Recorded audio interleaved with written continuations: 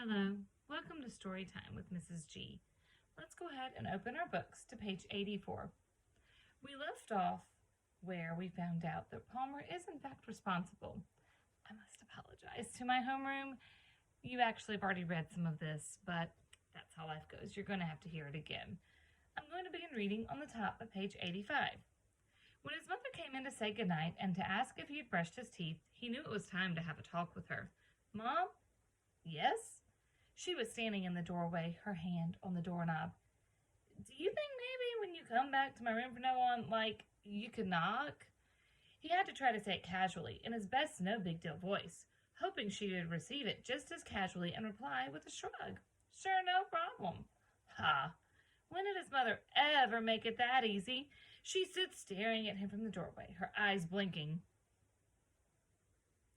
Her expression a total blank, like he had just spoken to her in a foreign language. Then a faint amusement overcame her face, and she said, Okay, casually, with a shrug. Amazing. She smiled and closed the door. Too amazing. What if she wasn't as casual as she acted? What if she came around snooping? He had to give her a reason. Page 86. He opened the door. She was halfway down the stairs. You want to know the reason? She stopped, turned, looked up at him. Okay. Well, he said, it's like, I'm getting older now. He stared at her. How could he say this? She said it for him. And you're a boy, and I'm a girl, and you're getting too big for girls to see you in your underwear, even if the girl is your mother. So you want a warning, right? So you'll have to cover yourself up. So you'll have time to cover yourself up, right? He nodded. Yeah. Just one question. What? Aren't you still a little young for that? I'm mature for my age. She nodded thoughtfully. Oh, I see. She started down the stairs, stopped, turned back. How about, besides knocking, if I blow a whistle when I'm on my way? Her eyes were twinkling. Mom, am I still allowed to wash your underwear? Palmer closed the door. In another second, he'd be laughing. Palmer went to bed that night with a grin on his face. For the first time in his life, he was not the only sleeper in his room. He did not turn on the nightlight. Make sure you ask yourself, before you turn the page, why was he grinning? Page 88. Chapter 17. A pinch on his earlobe woke him. He opened one eye to find an orange button staring back. The pigeon was on his pillow, sounded like someone gargling water. Again, it nipped his earlobe. Ow! Palmer swiped, and the bird flew to the foot of the bed. I'm awake, okay? Palmer wondered if his old pair of earmuffs was still around. A knock at the door. His mother. Palmer? Yeah! He threw the blanket over the pigeon. Time to get up. True to her word, she did not come in. Okay, I'm up. She went away. The blanket moved like a ghost over his bed. He pulled it back. With a gobble, the pigeon flew off to the comic book stack. Like the day before, it skidded off the top comic and onto the floor. This bird, thought Palmer, is either dumb, clumsy, or a comedian. Palmer dressed and went down for breakfast. This time he returned not only with frankenpuffs, but with grape nuts as well. He spread the cereal on the snow outside his window. The pigeon did not have to be coaxed. It flew out the window and attacked the food. Over the next week, Palmer got better acquainted with the pigeon and adjusted his own life to take his new friend into account. From the library at school, he borrowed a book about pigeons. Actually, he sneaked it out. When it came to pigeons, he did not trust anyone in town, except maybe Dorothy Grusick. It occurred to him that if he walked up to the front desk with the pigeon book in his hand, someone might see him, though certainly not Beans, who avoided the library like toothpaste. Or the librarian might look at him funny. Or she might act nice, and then as soon as he left, report him to the authorities. So he slipped the book into his bag and walked out as innocent-looking as possible. He had it back on the shelf in 2 days. I thought we said Palmer was responsible. And what did he just do? Yeah, you're right. If you said he stole a book from the library, think about the other things he's been doing too. What else has he been doing that's not good? Yep, you're right. If you said hiding a bird, lying to his mom, stealing food from the kitchen. From the book, he learned that pigeons go to sleep as soon as the sun goes down. This was, 90, called roosting. He learned that it was okay to feed his pigeon cereal but that outside on its own it would probably eat some gravel. The gravel goes into the gizzard and grinds the food as it comes down, since the pigeon has no teeth in its mouth to chew with. He learned that a pigeon isn't very fussy about what it eats because its tongue only has 37 taste buds. He learned that a pigeon's heart is about the size of an acorn, and that a pigeon's heart, as measured against the size of its body, is one of the largest hearts in creation. How sweet. Palmer learned that in the wild, pigeons used to live in the nooks and crannies of high rocky cliffs. When they came to this country, they headed for the things that looked like high rocky cliffs to them, which happened to be tall buildings and skyscrapers, and that's why pigeons live mostly in big cities. He read about the passenger pigeon. Flocks of them numbered in the millions. So many were there that when they flew, they would block out the sun, and people below would have to light torches. And then people began to shoot them, even dynamite them. And by 1914, the last passenger pigeon was dead.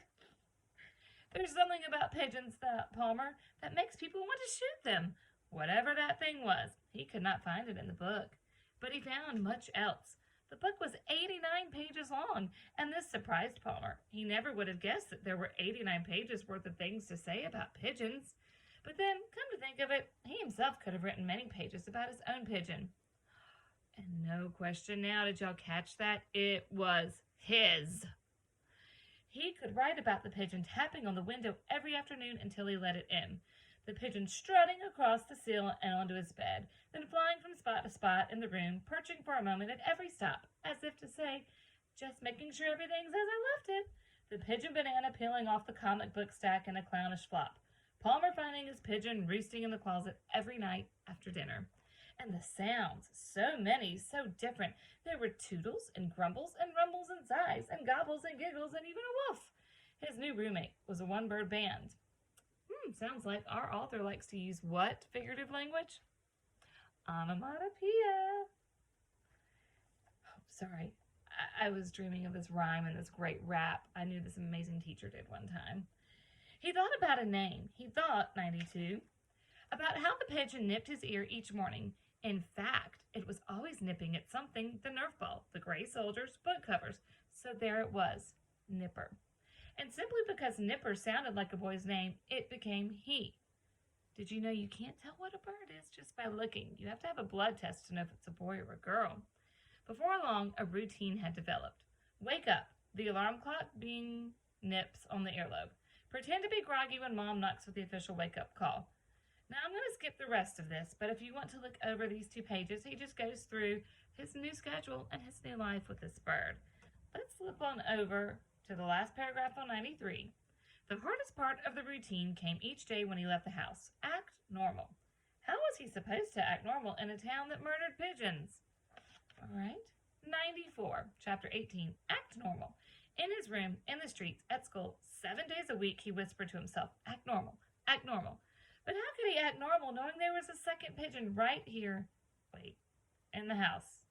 Oh, a second pigeon. A golden one that never took wing from the mantle in the den. Knowing that in his house, in this town, only the golden pigeon is allowed to roost. Knowing that he was holding inside himself such stupendous news. Act normal. He tried, which is to say he kept his mouth shut. He did not rap his fork on the dinner table and shout, I have a pigeon. Did not jump up in class and shout, I have a pigeon. He did not throw his arms up in the middle of the street and shout to all the world, I have a pigeon. He did not. But he did say to his mother one Sunday morning, I think I'll change my own bed sheets from now on. His mother was standing on a chair changing a light bulb. As soon as Palmer said it, she wobbled on her chair. Her eyes rolled. He was afraid she was going to topple. She looked down at him as if he were a stranger. Would you repeat that? He repeated. She finished changing the bulb. She got down and sat on the chair. Is this another sign of your maturity? Palmer nodded. Yep, and I don't even use the night light anymore. She whistled. What's next? Are you going to go out and get a job? Just trying to help out, he said pleasantly, and I'll empty my wastebasket too, and clean my room. He patted her on the head. You'll never have to do it again. He kissed her on the cheek and walked off. He could feel the stunned silence behind him. He was in shock himself. Was this him? He could not remember the last time he kissed his mother. He was not the mushy type. He was acting anything but normal, and he was beginning to learn how far he would go to protect his secret. All right, 96, Chapter 19. After dealing with his mother, Palmer turned his attention to the guys. Certain scenarios gave him the sweats. It is afternoon, and the guys are in the backyard just as Nipper swoops in to land on the porch roof, or the guys sneak into his room at night, as they did before, and one of them opens the closet door. Now, has this really happened? No, these are just scenarios. He toyed with the idea of coming right out and telling them they could never come to his room again. Tell them the room was crawling with cooties or a ghost used to live there, but he knew that would never work. Telling Beans not to trespass would be as useless as telling Nipper not to peck. Or he could tell his mother said they were no longer welcome in his house. A lie. Because she didn't like them. A truth. But he didn't have the nerve to say it. And so he tried simply to give them no reason to want to come to his house. One Saturday, for example, Beans decided they should all have lunch at Palmer's. They had done so a few times before, and Beans had always found something he loved in the refrigerator. Thinking fast, Palmer told them the refrigerator had broken. Roaches had infested the house. Ugh. And they had nothing in the house but tuna fish and water. Beans believed him. Another time they had been playing outside in the snow, and Beans decided he was too cold. Let's go to Palmer's, he said. We don't have heat, Palmer said. Our heater broke. Beans said he didn't care. The house had walls and a door, didn't it? So that's where they headed. Palmer could not think of anything until they were at his front steps, when suddenly he pointed across the street and yelled, "Let's bomb fish faces!" By the time they finished snowballing Dorothy Grieswick's house, it was nearly white, and Beans had forgotten the cold. Are you kidding me? Poor Dorothy. I mean, he was so desperate he let them pick on Dorothy instead of going in his house. It became a habit, using Dorothy to divert the attention from himself and his house. As soon as the guys would drift onto Palmer's block, he made his move. Let's bomb Fish Face's house! 98. Let's bomb Fish Face's car! Let's bomb Fish Face! And when there was no snow on Dorothy Grieswick's sidewalk, they brought their own chalk and drew funny faces in her hopscotch squares. They ambushed her on the way home from school. They taunted her and ran rings around her as she walked. Sometimes they simply stood in front of her, in the middle of the sidewalk, like human trees, forcing her to walk around them. Then they would run ahead and become new sidewalk trees, making her detour around them time after time, all the way home. Beans gave the game a name, tree stumping. One day, Dorothy was not there. She was homesick. The snow had melted. There was nothing to bomb her house or car with. Every hopscotch square had been funny-faced. I'm cold, said Beans, turning to Palmer. Let's go to your house. And Palmer, with no time to think, heard himself say, let's go to your house. All right, page 99, chapter 20. I'm going to be a mean teacher. Y'all have got to be tired of reading with Mrs. G, so you need to read chapter 20 on your own, and you need to do very well on the test you're about to take. Yes, it is for a grade. Make sure I'm not there to go over it with you, so please read every part of it. But I have one confession. Something happened this past weekend. I pulled a Palmer. True story. Went into a pet store down in Mobile, and they have all these birds. And I decided to hold one. Now, usually when you pick them up, they'll let you hold them a second, and then they fly back down into their little, whatever you want to call the thing, holding them all. Well, I got one, and he wouldn't let me put him down. He stayed right here and stayed with me as I walked around the whole store. And so now, next thing I know, you know, let's see what I have. If it will cooperate. I have a new bird. This is Pico. And I really did get him this week. I guess all this reading about Nipper and Wringer has convinced me that I needed a new bird. So be careful. This story may end up causing you to want to get your own new bird. Thanks for reading with Mrs. G.